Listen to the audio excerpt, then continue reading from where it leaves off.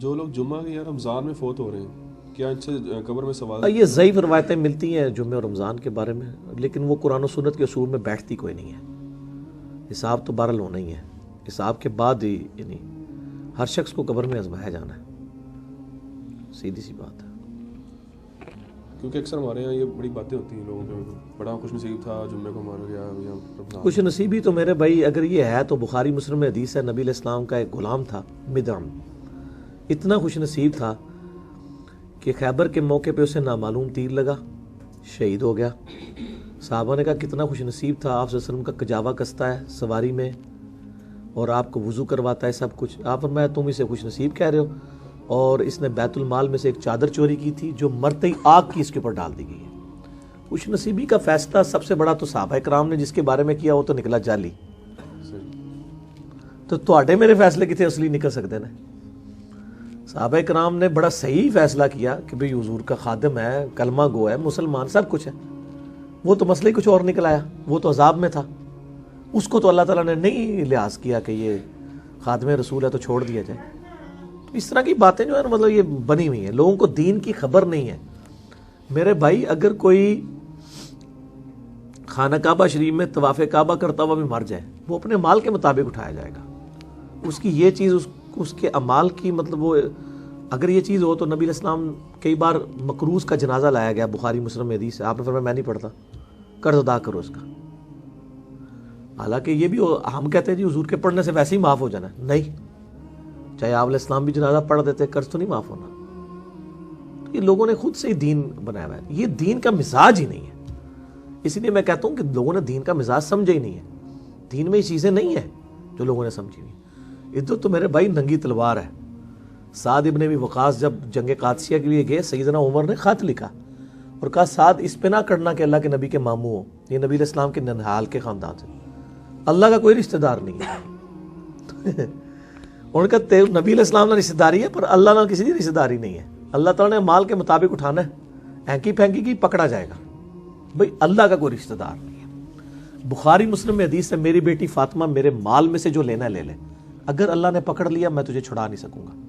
حالانکہ فاطمہ جو ہے سلام اللہ علیہا جنتی عورتوں کی سردار ہے، بخاری مسلم میں ہے، لیکن وہ اصل میں ان کو نہیں پوری امت کو بتایا جا رہا تھا کہ بھئی اگر اعمال برے ہوئے تو آپ کی نسبت آپ کو فائدہ نہیں دے گی، اگر اعمال صحیح ہوئے تو نسبت کا فائدہ بھی ہوگا، کوئی شک نہیں۔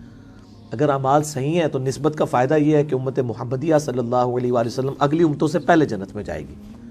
لیکن اگر کوئی کہ میں ہے حضور دا غلام ہاں تو جب تک میں جنت ہی نہیں بڑھنا ادھر تک کوئی اور نیک کسی نبی کا امتی جنت میں نہیں جا سکتا، تو یہ تو نہیں ہوگا۔ تو نیک ہے تو پہلے داخل ہوگا، اگر بد ہے دوسری امت والا پہلے چلا جائے گا، تو بعد میں جائے گا عذاب بھگت کے، نسبت نہیں کام آئے گی۔ ٹھیک ہو گیا؟ یہ رکھی ہوتی ہیں پلاسٹک کی ہو یا دوسری، اس حوالے سے یا نہیں، زمین آسمان کا فرق ہے جی۔ پلاسٹک کی تو ٹوپیاں جو ہیں وہ تو ایک سمجھ لیں ایک بندے کو جوکر بنانے کے لیے۔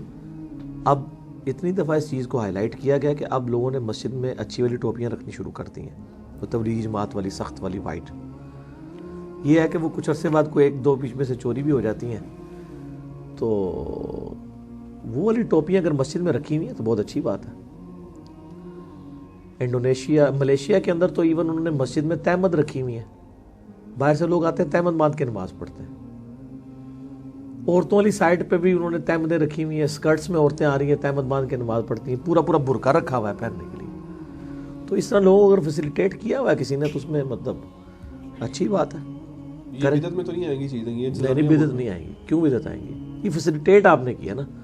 وہ تو مسجد میں اگر کسی نے واش روم کے لیے چپلیں لادا رکھ دی ہیں تو آپ کہہ جی قرآن حدیث سے ثبوت دیں کہ اپنی چپلیں بندہ جو ہے وہ گھر سے لے کے آئے کہ یہ عمل استعمال کرے، فیسیلیٹیٹ کیا نا۔ ریسنٹلی ایک کلپ بڑا چڑھا ہوا نا کہ ایک بریلوی مکتب فکر کے ایک عالم ہیں، انہوں نے ان کا کلپ بڑا مشہور ہوا ہے، وہ کہتے ہیں کہ جی کہ ٹوپی اگر آپ نے اس قسم کی پہننی ہے نا تو اس سے بہتر ہے کہ بغیر پڑھے نماز پڑھ لیں۔ نہیں وہ تو میں نے بتایا کہ احمد بریلوی صاحب کا فتویٰ ہے اگر کسی کو ننگے سر نماز پڑھنے میں مزہ آتا ہے تو وہ ننگے سر پڑھے، تو انہوں نے اس سے بڑی بات کی ہے۔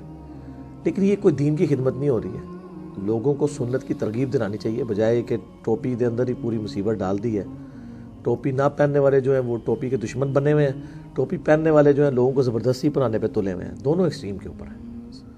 میں تو اہل حدیث کے ساتھ ایگری نہیں کرتا ہوں اس مسئلے میں، سخت رویہ ان کا. ٹوپی کی ترغیب دلانی چاہیے، سنت سے نفرت نہیں دلانی چاہیے.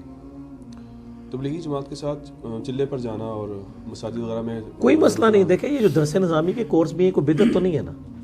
سارے مکاتب فکر نے کورسز بنائے ہوئے ہیں کہ جی 8 سال کا، 6 سال کا، 7 سال کا. اب کیونکہ جی صحابہ کرام نے تو نہیں کیا، واقعی نہیں کیا انہوں نے، لیکن اس کی بنیاد کے اوپر آپ لوگوں کے اوپر بدعت کے فتوے تو نہیں لگائیں گے. کوئی نہ کوئی تو مینیجریل ایشوز کے لیے کرنا ہی پڑے گا نا. تو چلا لگاتے ہیں وہ، یا 3 دن یا 4 مہینے لگاتے ہیں، 7 مہینے بھی ہیں، سال بھی ہیں. ہمیں اختلاف ان کی تعلیمات کے ساتھ ہے کہ اس میں قرآن و سنت سکھائیں بجائے اپنے بزرگوں کی کتابیں پڑھ کے. اس سے آپ اختلاف رائے رکھ سکتے ہیں. کام تو بہت نیکی کا کر رہے ہیں، وہ قربانی کر رہے ہیں، گھر سے نکل رہے ہیں.